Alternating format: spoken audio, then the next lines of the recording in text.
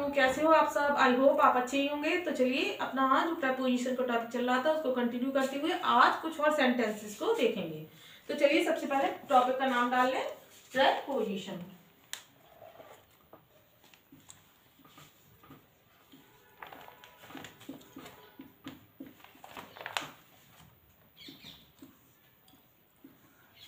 तो चलिए प्रेपोजिशन हम एक सेंटेंसेस को लिखते हैं, जैसे कि आपको एक एक सेंटेंस लेके अच्छे से समझ में आ जाएगा। ही विल रीच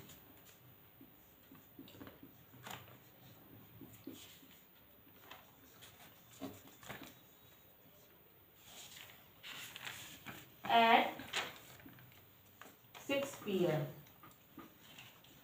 ठीक, चलिए तो ऑप्शन लिखते हैं। इन, बी नंबर पे एट, सी पे ऑन और डी पे दे रखा है फ्रॉम।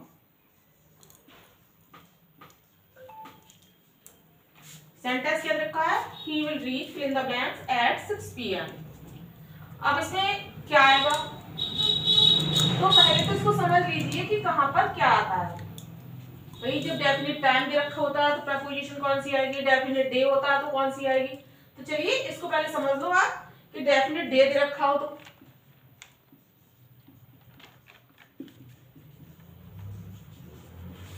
डेफिनेट डे दे रखा हो, डेफिनेट टाइम,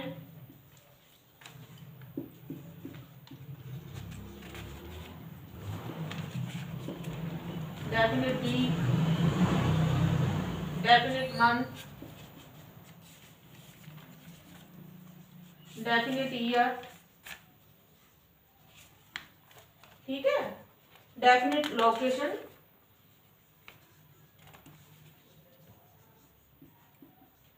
और डेफिनेट डेट। ठीक है, मान लो डेफिनेट डे दे रखा हो तो प्रेपोजिशन क्या आएगी, डेफिनेट टाइम पे क्या आएगी, वीक पे क्या आएगी, मंथ, ईयर, लोकेशन यानी कि कोई स्थान, डेफिनेट डेट। तो डेफिनेट डे मान लीजिए संडे हो, मंडे हो, तो प्रेपोजिशन क्या आएगी, डेफिनेट डे दे रखा हो तो प्रेपोजिशन हमारी आएगी ऑन। और डेफिनेट टाइम दे रखा हो तो हम किसका यूज करेंगे, डेफिनेट टाइम के लिए प्रेपोजिशन एट का यूज करते हैं। Definite week, definite month, definite year, तो इसके लिए प्रेपोजिशन आएगी इन। और डेफिनेट मंथ हो और डेफिनेट ईयर क्यों आएगी, क्योंकि ये जो इन है वो ड्यूरेशन ऑफ टाइम। तो वीक है तो एक 7 डेज की ड्यूरेशन दे रखी है, मंथ है 30 डेज, 28 डेज इसकी ड्यूरेशन है, और ईयर 365 डेज की ड्यूरेशन दे रखी है। तो हम वहां पे डेफिनेट मंथ आ जाए तो प्रेपोजिशन क्या लगाएंगे, इन लगाएंगे। डेफिनेट लोकेशन यानी कि स्थान आदि आ जाए तो किसका प्रयोग करेंगे हम, डेफिनेट लोकेशन पे हम किसका करेंगे, एट। और डेफिनेट डेट के लिए हम प्रेपोजिशन लगाएंगे ऑन। मान लो डेट में मतलब 15 अगस्त है, 26 जनवरी इस तरह से आ जाए तो हम क्या लगाएंगे, प्रेपोजिशन ऑन। डेफिनेट डेट आ जाए, डे आ जाए तो ऑन, मान लो संडे है, मंडे है। डेफिनेट टाइम तो एट, जैसे कि 6 PM, 5 PM या 6 o'clock तो क्या लगाएंगे, एट प्रेपोजिशन को। वीक आ जाए तो वीक भी क्या है, ये ड्यूरेशन, तो ड्यूरेशन के लिए प्रेपोजिशन इनका यूज करते हैं। लोकेशन मतलब स्थान वगैरह देखो, एट द पार्क हो, ठीक है, तो किसी स्थान के लिए प्रेपोजिशन एट का यूज करते हैं। और डेफिनेट डेट के लिए ऑन का। तो चलिए अब इसमें देखिए, ही will reach at 6 PM, he will reach at 6 PM, तो इसमें कौन सी प्रेपोजिशन आएगी, अब आपको पता चल गया होगा कि इसमें प्रेपोजिशन आएगी 6 PM। अब डेफिनेट टाइम के लिए क्या आता है, एट, तो इसमें प्रेपोजिशन क्या आएगी, at 6 PM, he will reach at 6 PM। चलिए तो नेक्स्ट देखते हैं, इतना तो आपके समझ में आ गया होगा।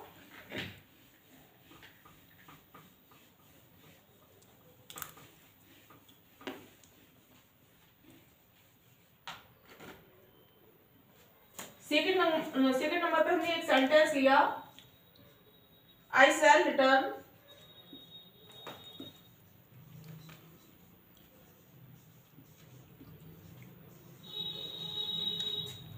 फ्रॉम मुंबई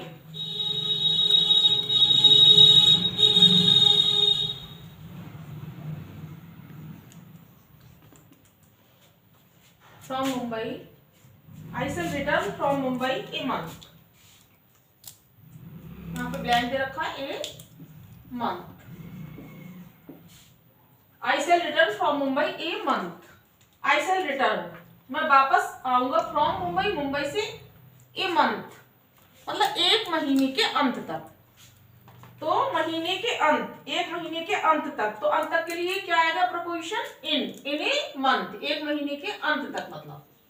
तो यहाँ भी और पहले भी बताया आपको डेफिनेट मंथ आए तो आपको प्रपोजिशन क्या लगाना है इन। चलिए थर्ड नंबर पे है,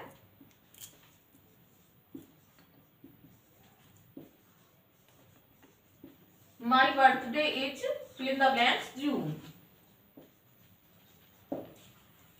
मेरा बर्थडे जून में है। तो क्या है डेफिनेट मंथ दे रखा है मतलब ड्यूरेशन दे रखी है, तो क्या आएगा प्रपोजिशन इन का यूज करेंगे। किसका करेंगे हम इनका। चलिए तो फोर्थ नंबर पे एक सेंटेंस लेते हैं, he was born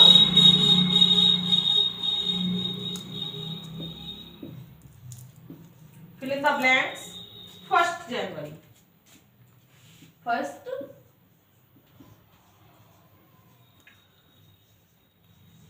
January he was born. अब यहाँ पे ये क्या आ गया मतलब डेफिनेट डेट, डेफिनेट डेट आ गई कि 1 जनवरी। डेफिनेट डेट में किस प्रोपोजिशन का यूज करते हैं ऑन का, ही वाज बोर्न ऑन 1 जनवरी। तो अब ये भी हमने बताया था आपको, जब डेफिनेट डेट आ जाए तो प्रेपोजिशन किसका यूज करेंगे ऑन का। तो यहाँ पे क्या आएगा प्रेपोजिशन ऑन का यूज करेंगे। चलिए तो नेक्स्ट देखते हैं,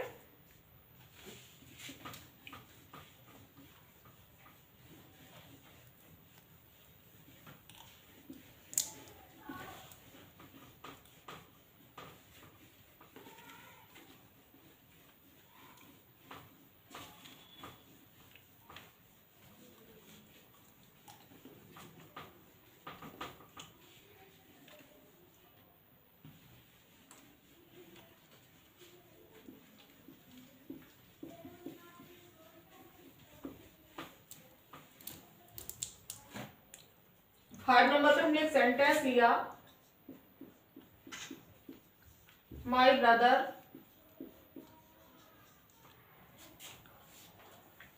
was born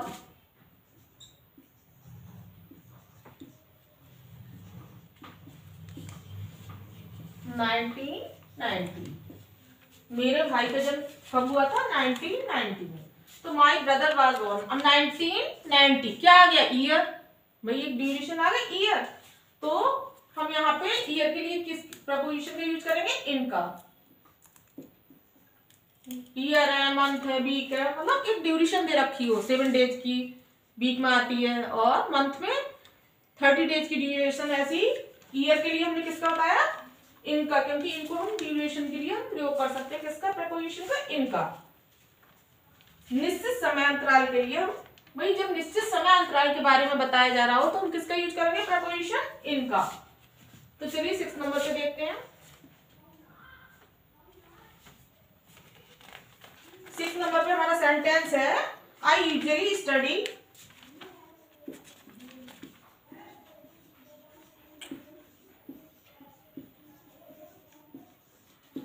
fill in the blanks दे रखा है संडे।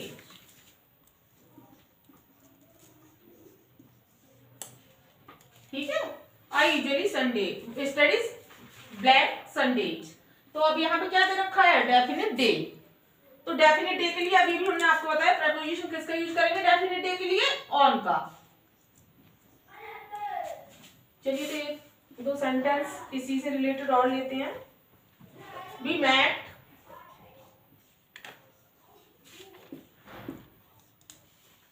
The park.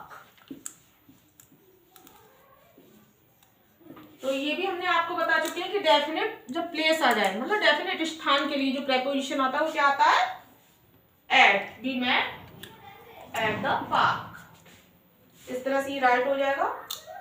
चलिए तो नेक्स्ट सेंटेंस लेती है, पहले इसको इरेज कर दो उसके बाद।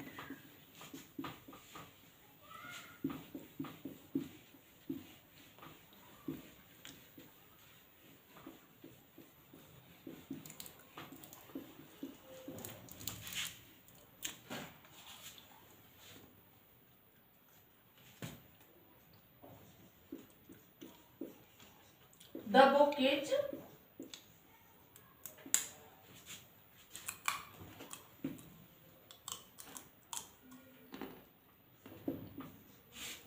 the book is, fill in the blanks, the stool.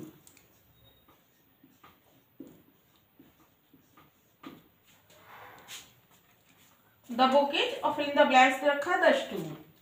Option दे रखे हैं, चलिए इसमें ऑप्शन ले लो. On, in, off, from.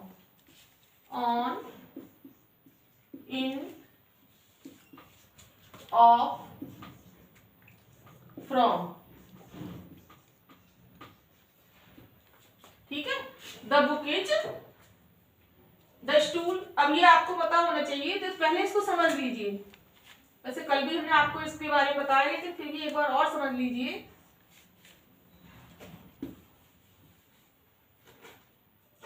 मान लो स्टूल दे रखा है या टेबल दे रखी हो,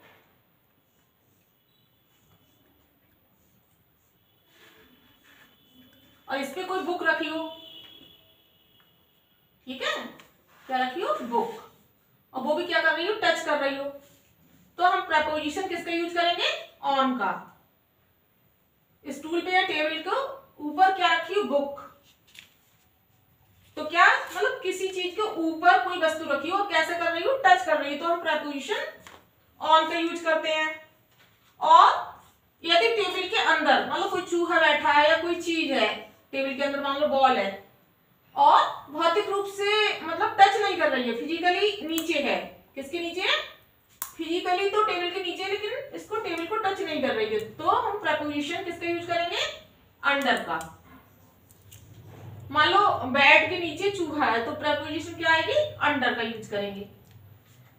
अब मान लो ये टेबल है और टेबल के जस्ट ऊपर एक फैन दे रखा हो. टेबल के क्या हो? जस्ट ऊपर एक पंखा. ठीक है, इस तरह से एक पंखा हो और ठीक ऊपर हो, तो हम किस प्रेपोजिशन का यूज करेंगे? ऊपर. और कैसी पोजीशन में हो? फिक्स पोजीशन में, मतलब मूव नहीं कर रहा हो, तो क्या आएगी? Preposition above. ठीक है. अब मान लो एक विंडो है और विंडो से हमको एक देख रहा है ऊपर से एक मतलब एरोप्लेन जा रहा हो. क्या हो? एक एरोप्लेन ऊपर से जा रहा हो, तो हम किस प्रेपोजिशन का यूज करेंगे? मान लो एक एरोप्लेन हो और इस तरह से मतलब हवाई जहाज क्रॉस कर रहा हो.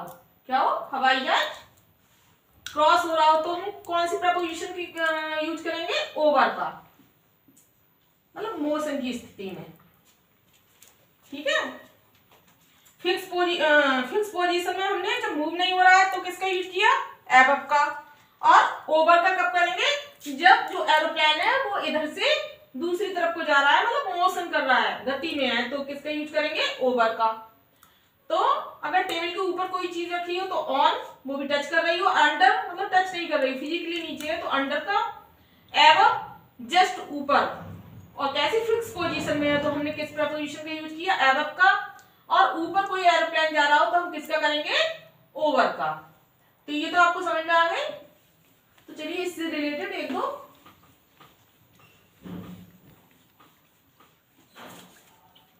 एग्जाम्पल देखते हैं.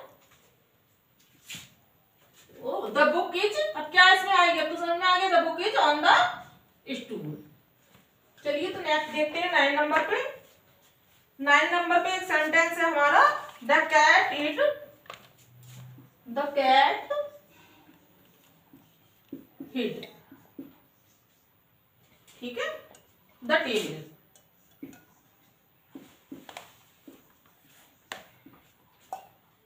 अब इसमें कौन सी प्रेपोजिशन आएगी? द कैट हिड, मतलब बिल्ली छिपी है. द टेबल, भाई टेबल के ऊपर थोड़ी छिपेगी. द बिल्ली hid under the table. Preposition क्या आएगी इसमें? अंडर. अंडर द टेबल, क्योंकि फिजिकली रूप से वो नीचे है, ना कि और ना ही टच कर रही है, केवल अंदर टेबल के क्या नीचे छिपी हुई है बिल्ली. तो किसका यूज करेंगे? प्रेपोजिशन अंडर का. चलिए तो 10 नंबर पे देखते हैं. देयर इज पेंटिंग,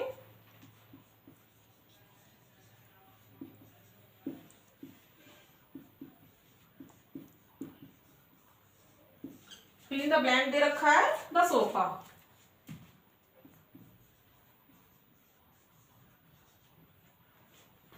सेंटेंस हमारा क्या है, there is painting the sofa. अब क्या है यहाँ पे भाई, एक पेंटिंग है और कहा सोफा के क्या है ऊपर है, और वो भी क्या है कोई मूवमेंट थोड़ी करती है। पेंटिंग क्या है मतलब कोई मूवमेंट नहीं करती है, तो जब वो कोई मूवमेंट नहीं होता है तो किस प्रीपोजिशन का यूज करते हैं, एबव का।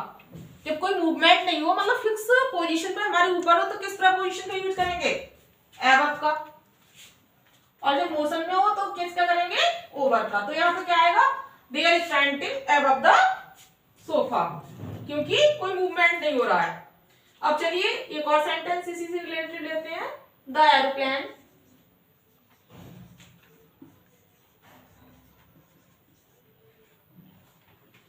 Flu, fill in the blanks पे रखा है द बिल्डिंग।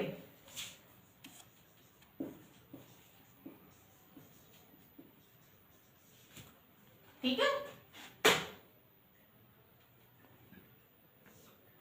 द एरोप्लेन और fill in the blanks flew, sorry the aeroplane flew fill in the blanks the building.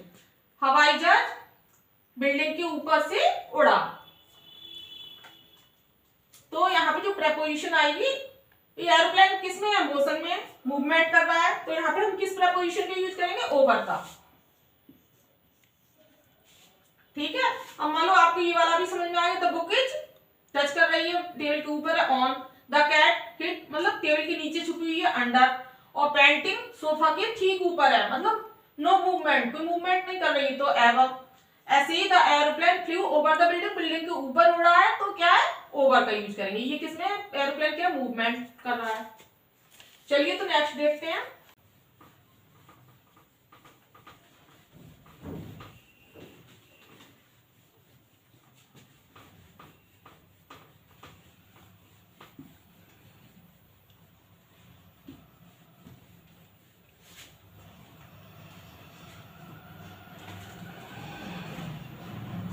Twelfth number पे हमने एक सेंटेंस लिया।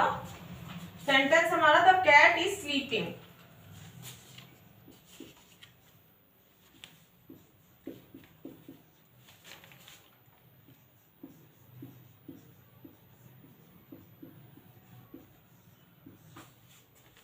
The cat is sleeping the bed.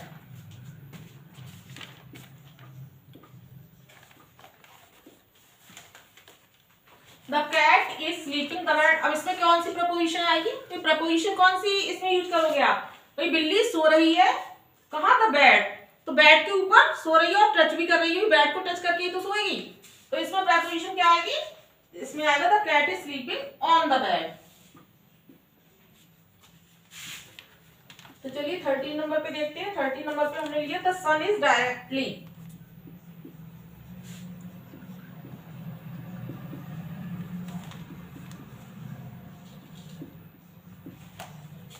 The sun is directly our heads.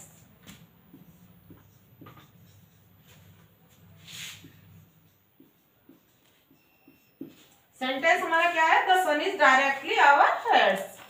अब यहाँ पे क्या है, द सन इज डायरेक्टली, सूर्य सीधे हमारे सर के ऊपर है, सूर्य जो है सीधे हमारे सरों के ऊपर है। द सन इज डायरेक्टली, और क्या है, नो मूवमेंट, मतलब सीधा स्ट्रेट हमारे क्या है ऊपर दिखाई दे रहा है। तो यहाँ पे जब कोई मूवमेंट नहीं हो रहा तो यहाँ भी क्या लगाएंगे हम, तो प्रीपोजिशन क्या आएगी, the sun is directly above.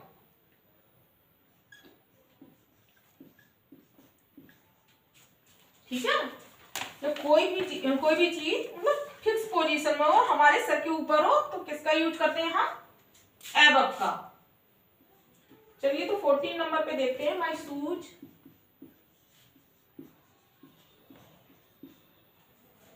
Are the bed. ठीक है, अब इसमें प्रीपोजिशन क्या आएगी भाई, शूज आर, हमारे शूज कहाँ है, बेड, कोई बेड पर तो होंगे नहीं, तो my shoes are under the bed, मतलब बेड के नीचे, भौतिक रूप से नीचे है, कोई बेड को छुएंगे थोड़ी, तो क्या आएगा, माय शूज आर अंडर। यहाँ पे जो प्रीपोजिशन आएगी हम अंडर का यूज करेंगे। चलिए, तो 15 नंबर पे हमने सेंटेंस लिया, there is a fan,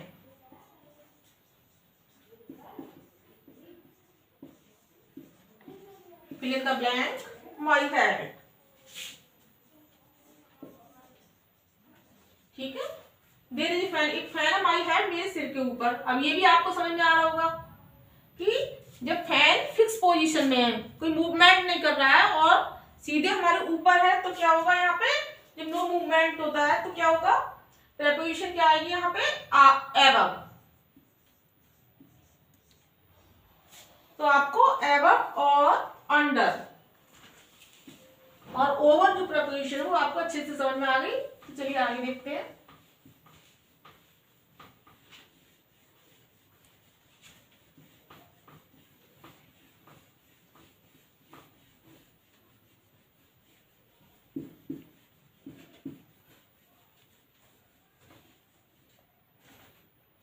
sixteen number पे हमने एक सेंटेंस लिया, we need not worry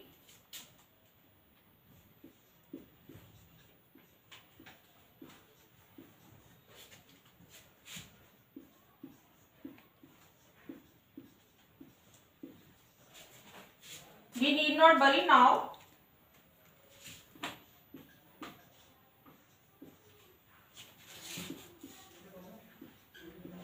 as the water in the river is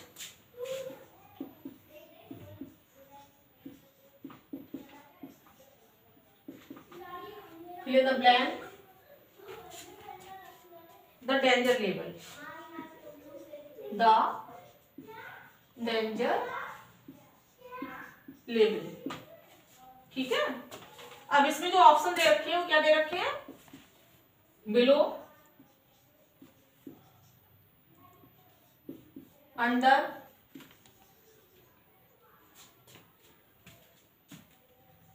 इन और एबव। ठीक है, पहले इसका अर्थ देख लेते हैं। We need not worry now, मुझे चिंता नहीं है, ये चिंता करने की अब कोई आवश्यकता नहीं है। As the water in the river, नदी में जो पानी है, is the danger level, danger level से बिलो है या अबव, डेंजर लेवल से नीचे है, तो नीचे के लिए हम किसका यूज करेंगे, अंडर का यूज करेंगे या बिलो का। तो पहले इसको समझ लीजिए, मान लो लेवल हो, ठीक है, और पोजीशन हो या फिर रैंक,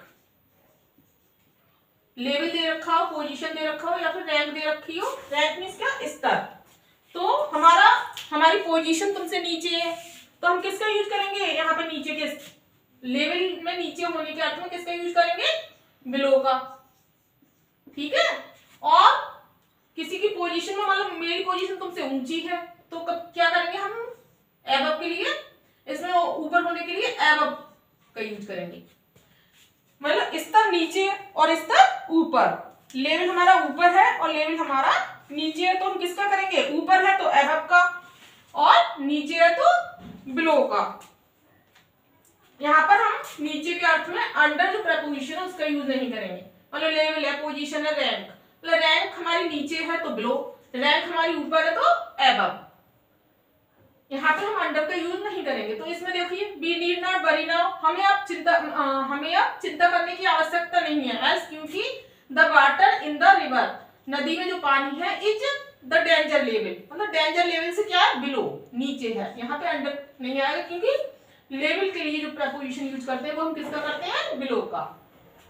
तो चलिए नेक्स्ट देखते हैं।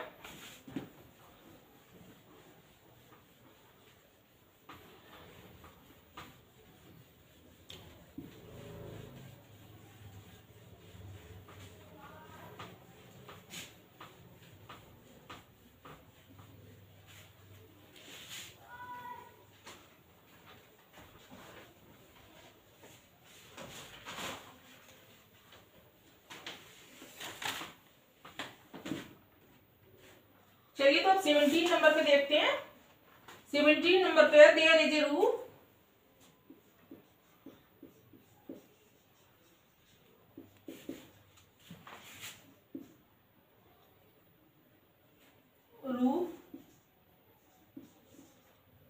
fill in the blanks,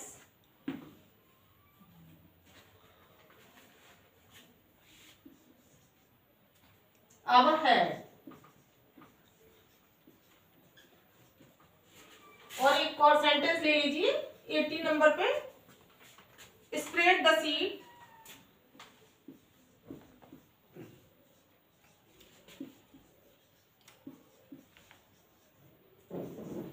fill in the blanks bag। तो ये दो सेंटेंस हमारे, एक तो है there is a roof our head और सेकंड है स्प्रेड द सीड, यहाँ पे आर्टिकल द और लगा लो द बैग।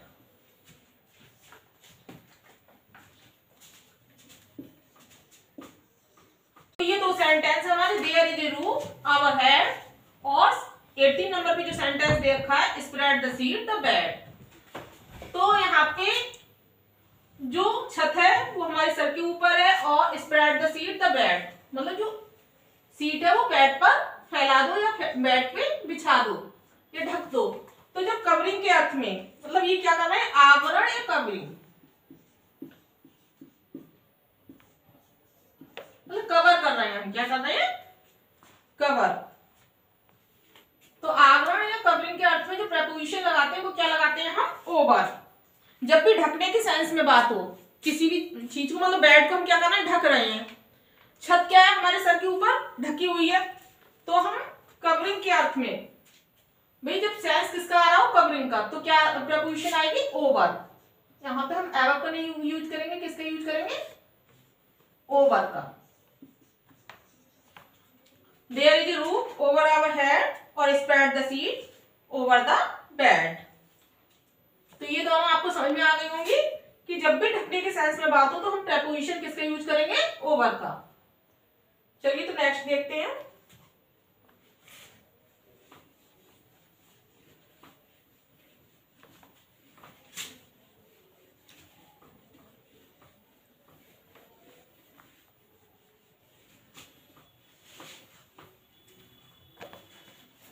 एक सेंटेंस हमने लिए 19 नंबर पे, सेंटेंस है हमारा हर मदर डाइड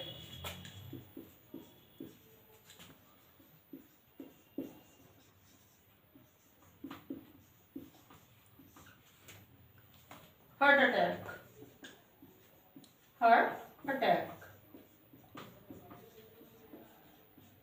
ठीक है। और एक सेंटेंस और लेते हैं इसी से रिलेटेड, हर फादर डाइड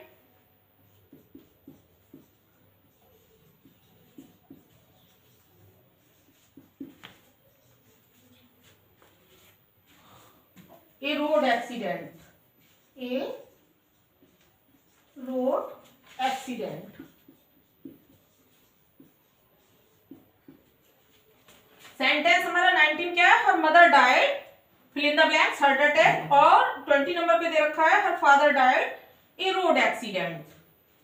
तो ये डाइड वाला हमने कल भी पढ़ाया था, लेकिन ये जो एक तो डिजीज से खत्म होना और एक एक्सीडेंट में, मतलब जो डेथ हो रही है, मतलब डेथ हमारी किसी भी व्यक्ति की यदि डेथ किससे हो, डिजीज से हो,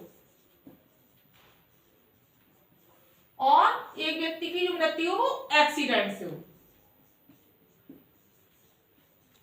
तो प्रपोजिशन क्या आएगी, डिजीज से होने पे प्रपोजिशन आएगी और एक्सीडेंट में होने के लिए क्या आएगी प्रपोजिशन, इनका यूज करेंगे। जब किसी भी व्यक्ति की मृत्यु किससे हो, एक्सीडेंट से, तो हम किसका यूज करेंगे, इनका, और डिजीज से होने के लिए किसका यूज करेंगे, ऑफ। ये जो डिजीज और एक्सीडेंट, वैसे तो डाइट के साथ हमने आपको कई एक प्रपोजिशन भी यूज करना बताया, लेकिन ये जो दो प्रपोजिशन जो भी डिजीज के साथ आती है और एक्सीडेंट के साथ, ये ज्यादा इंपॉर्टेंट है, तो इनको आप ध्यान रखना। हर मदर डाइड, और हमने क्या बताया, डिजीज, हार्ट अटैक, मतलब हृदय का रोग क्या है, डिजीज ही तो है, तो क्या आएगी प्रपोजिशन यहाँ पे, ऑफ।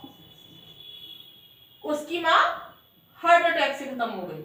हर फादर डाइड, और उसके पिता ए रोड एक्सीडेंट, एक रोड एक्सीडेंट में, तो एक्सीडेंट से पहले क्या आएगी प्रपोजिशन, इन। तो ये दोनों आपको बहुत अच्छे से समझ में आ गए हो कि कभी भी डिजीज दे रखी हो डाइट के बाद तो प्रपोजिशन ऑफ का यूज करेंगे, और एक्सीडेंट दे रखा हो तो प्रपोजिशन इन का यूज करेंगे। तो जो भी हमने आपको आज सेंटेंसेस पढ़ाए थे प्रपोजिशन से रिलेटेड, वो आपको अच्छे से समझ में आए होंगे। तो आज का वीडियो हम यहीं समाप्त करते हैं, कल मिलेंगे नेक्स्ट वीडियो के साथ। Till then thank you so much, take care.